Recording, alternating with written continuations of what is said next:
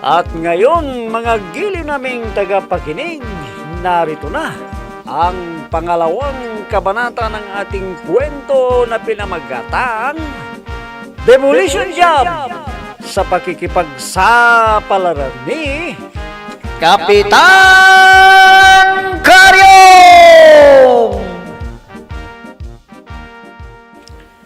Wala akong pera, kagawad Gusting. Madalang ang sabo ngayon. At wala pang trabaho si Melinda. Hanggang ngayon. Kaya wala kaming pambayad. Kailangan magbayad kayo. Hindi pwedeng ninyo bayaran ng nasira ng aso ninyo. Hindi ninyo pwedeng pagbayarin si Napari Dandoy at si Melinda, Kagawad Gusteng. Mali ang ginagawa ninyo eh. Kagawad Asyong. Sobra na kayo. Sisingilin nyo sila pare Dandoy at Melinda. Abay, napakahirap ng buhay nila. Wala ba kayong awa? Salamat sa'yo, kagawad Asyong, dahil dumating ka. Sobra na mga kagawad na ito eh. Pero sino magbabayad ng damyos? Yung sinira ng pitbull nila. Ikaw ba, Kagawad Aba. Asyong? May bakit ako magbabayad? Bakit kagawad Gusteng? Aso ko ba yan? Ha? Kung kuwan. Hindi. Yun naman pala eh. Tanga. Pagbabayarin mo ako, hindi ko naman aso yun. Hindi ninyo alam ang ginagawa ninyo. Pari-pareho kayong bobo ni Kapitan. Kagawad Asyong. Dahan-dahan ka naman sa pagsasalita mo. Pare Dandoy, Melinda, sige na, umalis na kayo. Ako nang bahalang makipag-usap sa bastos na kagawad Gusting na ito. Sige na, umalis na kayo. Maraming salamat sa'yo, kagawad Asyong. Sobra naman na ito eh. Ikaw na sana ang kapitan. Melinda, anak, halika na. Bilisan mo. Pakainin natin yung aso natin, si Tyson. Halika.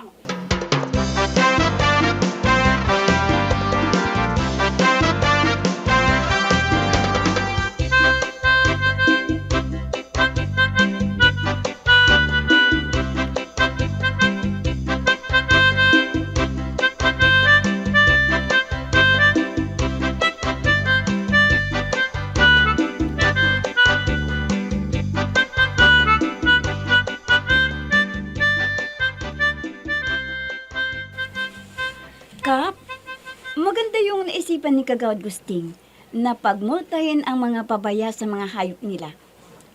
Oo. Yun din ang nasa isip ko eh. Naunahan lang ako ni Kagawad Gusting. Madadala na ang mga taong irresponsable sa mga hayop nila, Kapitan. Oo. Wala nang pakalat-kalat na hayop sa daan. Kapitan! Kapitan! Kagawad Gusting, anong nangyari? Binayaran ba lahat ni Dandoy ang sinira ng aso niya? Naku, Kap. Nandisgrasya na naman eh. Ha? Nakakausap ko si Dandoy. Dumating si Kagawad Asyong at pinigilan niya akong singilin si Dandoy. Aba, ang impaktong yun mapapatay ko yan. Mapapatay ko na siya, Kagawad. Ayop talaga ang Kagawad na yun, Kapitan. Gusto ko nang suntukin kanina. Kaya lang maraming makakakita. Kasama pa naman ang anak niya, si Melinda. Baka ako ang lalabas na masama. Kaya abangan ko siyang nag-iisang lumabas ng bahay. At sisingilin ko sa ginawa niyang yun sa akin. Patayin mo na siya, Kagawad, para mawala na ang tarantado sa barangay.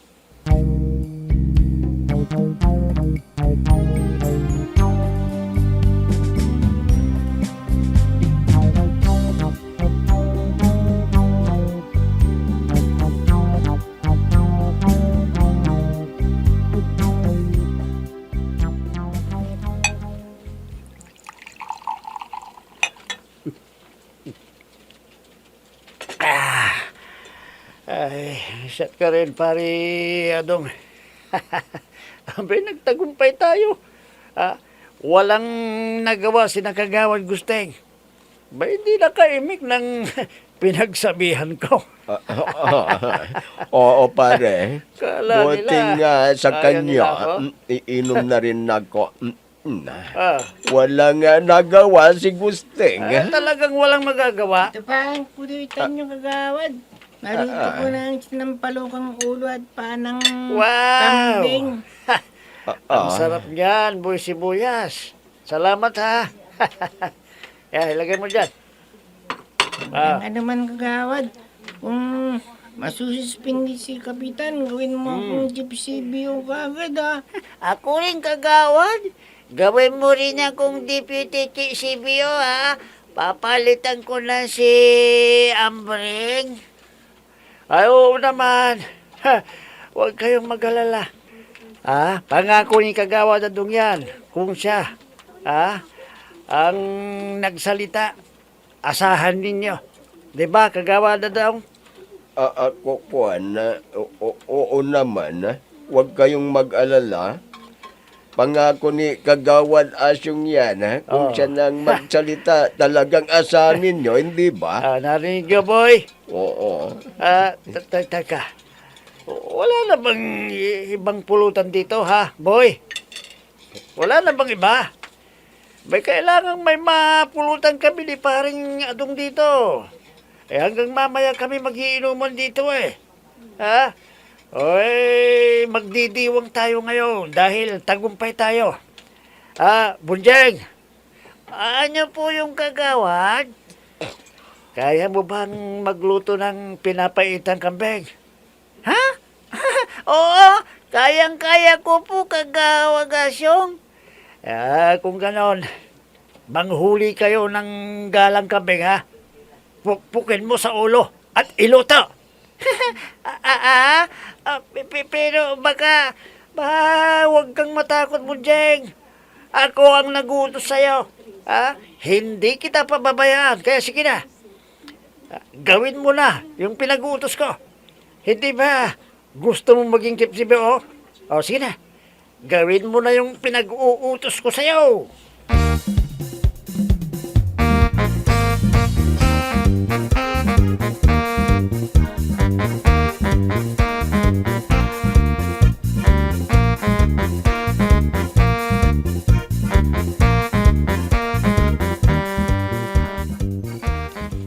Bayaw, hindi ka pa pala natutulog. May problema ka yata. Kuan bayaw. Iniisip ko lang kasi ang pinagagawa ng dalawang tarantado sa barangay. Sila Kagawad Asyong at Kagawad Adong ba ang tinutukoy mo, bayaw? Kuan. Bayaw. Sobra na ang ginagawa nila. Mula nang ako'y maupo bilang kapitan. Sila na ang sumisira lagi sa mga magagandang plano ka. Kaya, ito lahat lang ng plano ko ay pumapalpak. Pagbutihin mo ang serbisyo mo, bayaw. Dahil kapag natuloy na ang 2025 barangay election, ay mahigpit na kalaban mo si Asyong. Alam mo naman na traitor si dating Vice Mayor Timprosyo. Baka mahanapan ng butas, matatalo ka. Hindi naman siguro mangyayari ng bayaw. Hindi ako pababayaan ng mga kapanalig natin. Hindi natin masasabi yan ngayon, bayaw. Mahaba pa ang panahon. At ang isip ng tao ay pabago-bago. Kakampi mo siya ngayon. Bukas, baka hindi na. Lalo na kapag may demolition job laban sa'yo.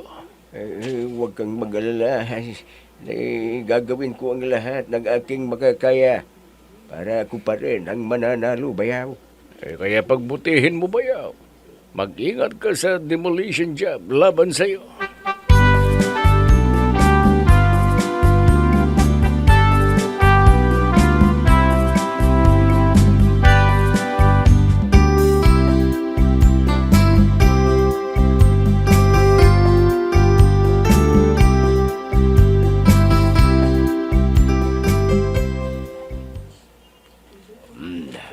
Buti naman at nakisabay ka sa akin ngayon na kumain, Melinda. Matagal-tagal na rin hindi ka sumasabay sa akin, Busy lang ako, Daddy. Marami kasing activities sa school, Nainis talaga ako. Ano naman ang kinainisan mo? Nainis ka sa akin dahil lagi kitang sinisita. At kapag may dumadalaw sa'yo, pinagagalitan ko. Hindi, Daddy. nainis kasi ako kay Kagawad Gusting. Ah. Pinipilit tayong pinagmumulta sa nasira na Tyson. Kung inis ka sa kanya, lalo akong nainis. Kaya sa darating na barangay eleksyon, ikampanya natin na huwag nilang iboto ang Kagawad na Gusting na yon. Oo, Daddy. Sobra na siya. Ayaw pakinggan ang pagmamakaawa natin. Sinabi nga ninyo walang sabo ngayon eh. Kaya hindi kayo kumikita eh. Pinipilit pa rin ang pagmumulta niya sa atin. Hayaan mo na, anak. Saka na lang tayo gaganti sa kanila pagdating ng halalan. Si Kagawad Asyong ang suportan natin. Gusto ko siyang manalo. Ayaw ko na si Karyong. Ako rin, Daddy. Ayaw ko na rin kapitan. Na si Kapitan Karyong. Mahilig sa chicks. Mag-ingat ka sa kanya. Dahil walang pinipili. Pati matandang pangit, pinapatulan.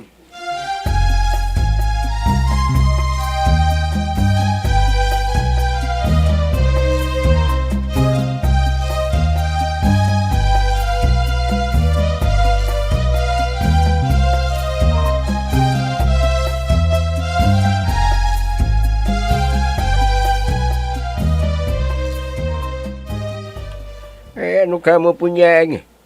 Nakagat ka ng pusa kagabi.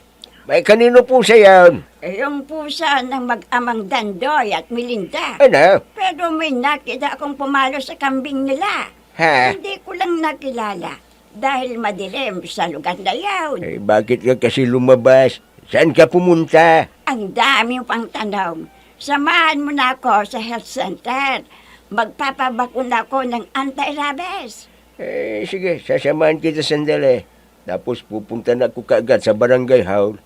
Pupunta ka kaagad doon dahil namimiss mo na si Veronica. Ganun ba?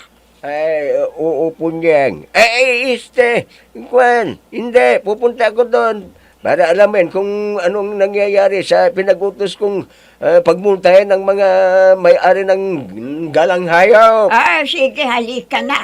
Samahan mo na ako. Tumatawag sa cellphone ko. Sino kaya itong tumatawag?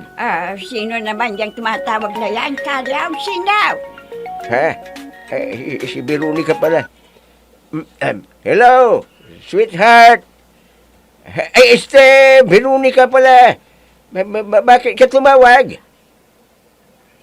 Sige, pupunta na ako dyan kaagad. Bye. Ayan, tinawagan ka na. Halika, samahan mo na ako sa Rural Health Center para... May emergency ako, punyang. Sige, ikaw nang mag-isa ang pumunta sa Rural Health. Sige, dyan ka na. Bye-bye. Karyaw! Sandali lang. Samahan mo muna ako sa Rural Health. Karyaw! Ay, walang hiya. Tinawagan lang ni Veronica. Iniwanan na ako. Humanda kayo. Gaganti ako sa inyo. Gaganti ako.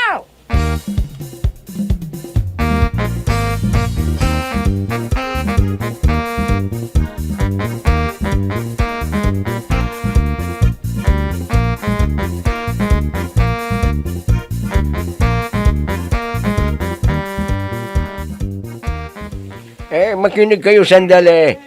Mga kabarangay kayo. May batas tayo. Kung sinong may-ari ng hayop na nakapinsala kwan, bayaran niya at panagutin.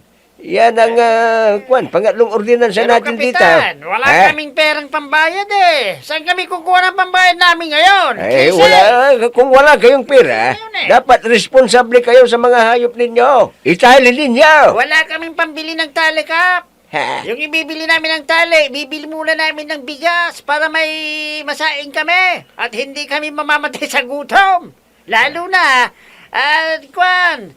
natanggal kami sa listahan ng purpis.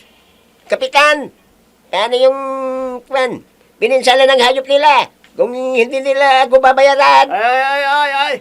Anong kaguluhang nagaganap dito, ha? Kagawad Asyong. Luto siya. Pinagbabayad kami lang ng pinsala ng mga hayop namin pero wala kaming pera. Oo nga namang kapitan. Huwag mo silang pagmultahin. May masama yan. Wala ka bang awa? Ha? Wala ka bang puso? pero paano yung pininsala ng hayop ni Kagawad Asyong? Si Kapitan ang magbabayad dyan. Siya ang sigilin ninyo. Kagawad Asyong! Hey, lumayo ka na sa akin dahil mapapatay kitang animal ka. Umalis ka na!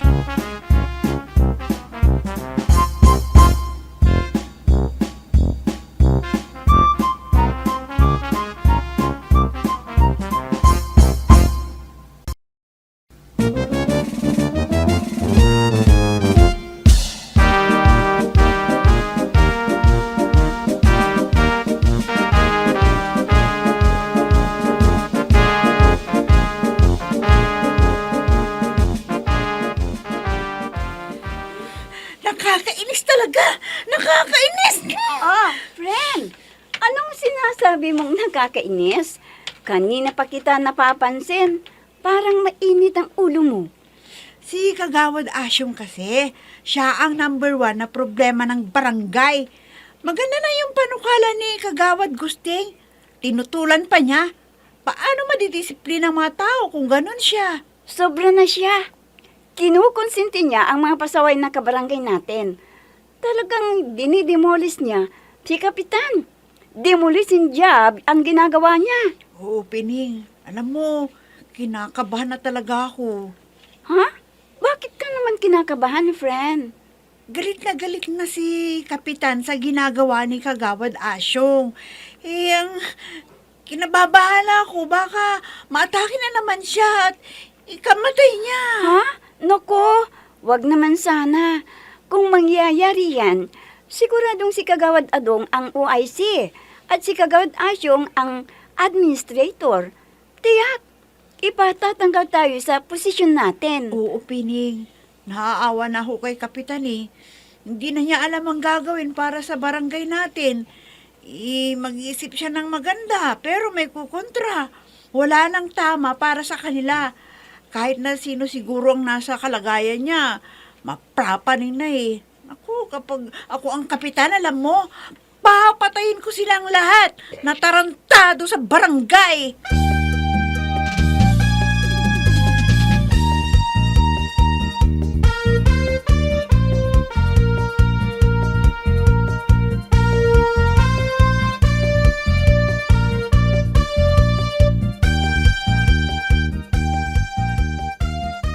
Ay, buwisit talaga. Ang Kagawad Asyong na yan. Ako tuloy ang pinagbabayad ng pininsala ng mga hayop na hindi sila pinagmulta. Ay, Buwisit. butet. Nadatnan na kita dito sa bahay, Karyo. Visit ka. Ha? Tinawagan ka lang ni Veronica. Iniwanan mo na ako. Hindi mo na ako sinabahang nagpabakuna ng anti-rabies. Baliw ka na sa babaeng yun. Bakit, Karyo? Punyan. Huwag ka lang ganyan. Punong barangay ako. May problema sa barangay. Kaya nagpunta ako kaagad doon. Responsibilidad ka ang pagsilbihan ang mga kabarangay natin. Dahilan mo lang yan. Ang sabihin mo, mas mahalaga sa si Veronica kaysa sa akin. Matagal na. Ay, Anak! strike one. Huwag kang magsalita ng ganyan. Di ba totoo ang sinabi ko?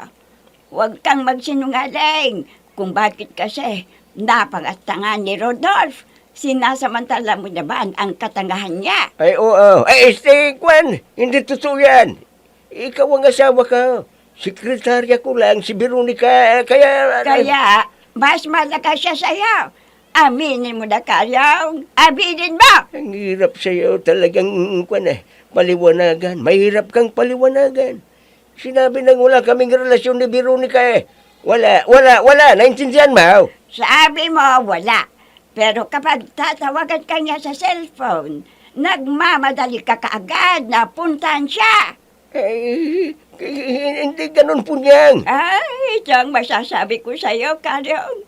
Oras na mahuli ko kayo sa akto, papatayin kita! Punyang!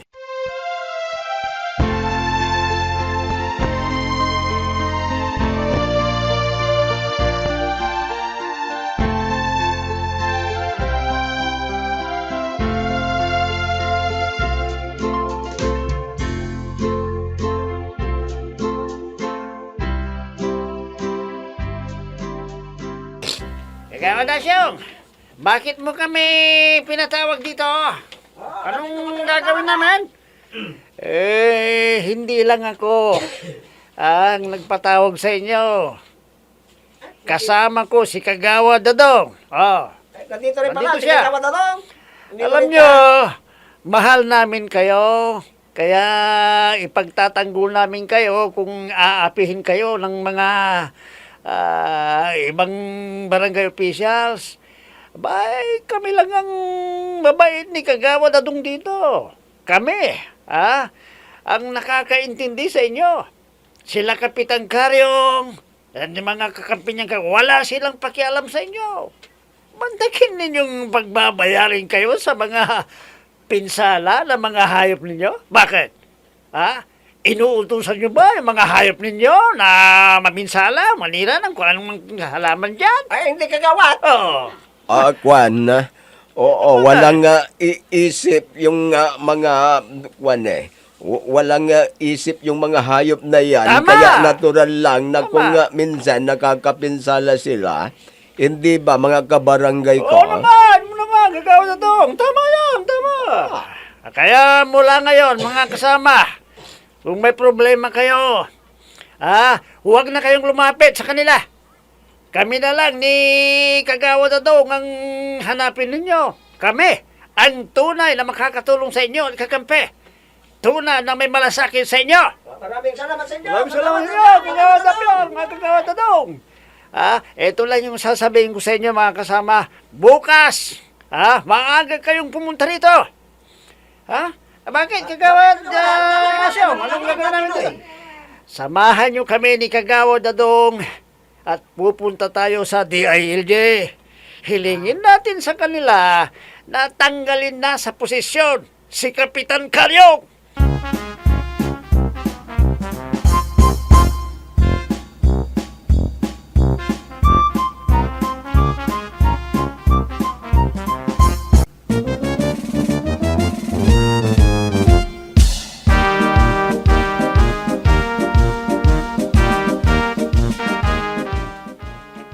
Mapapatanggal kaya nila Kagawad Dasyong sa posisyon si Kapitan Karyong? Mga mahal naming tagapakinig, abangan ang susunod na kabanata ng ating kwento na pinamagatang Demolition Job sa pakikipagsapalaran ni Kapitan Karyong! Mga nagbibigay buhay sa ating dula ay sina Mayra Abrihal Narnola, Susan Malikdam, Robert D. Guzman, Amit Diaz, Oscar Ora, Jun Cabato, Technical Supervision at sa musika ni Oscar Ora, nilapatan ng tunog ni Robert D. Guzman, mula sa panulat at direksyon ni Oscar Ora, Kapitan Karyong! Inihahandog sa inyo ng F3 Recording Studio para sa pambansang radyo ng Pilipinas, Bombo Radio Philippines!